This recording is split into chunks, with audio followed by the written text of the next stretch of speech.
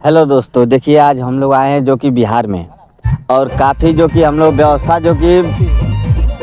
देखकर और हम लोग को अच्छा लगा कि इतना कि जो कि हम लोग को बढ़िया लगा कि इसके लिए वीडियो बना रहे हैं। देखिए हम लोग के यहाँ बलिया ज़िला में चाहे मऊ ज़िला में ऐसा व्यवस्था नहीं टेंट का लगता है, जो कि एक ही चारपाई पे बेडशीट नहीं हम लोग के यहाँ मिलता है। यहाँ पे देखिए जो कि बेडशीट बहुत काफ़ी अच्छा लग रहा है देखने में, आप लोग देख सकते हैं। अब भैया व्यवस्था इतना जोरदार भाई कि हमके देख के दिल खुश हो गया। तो यही सब मन कैल कि आज थोड़ा एहू का बना दिया जाए, जो कि हमनों को और आदमी देखी तो थोड़ा बहुत कुछ कही ना। अब बिहार वाला कहो तो बिहार वाला, लेकिन बिहार वाला बहुत अच्छा खासा बनेल वहाँ सब भाई। देख लो व्यवस्था जो उनकी, ऐसा हमन के व्यवस्था नहीं है टेंट का। तू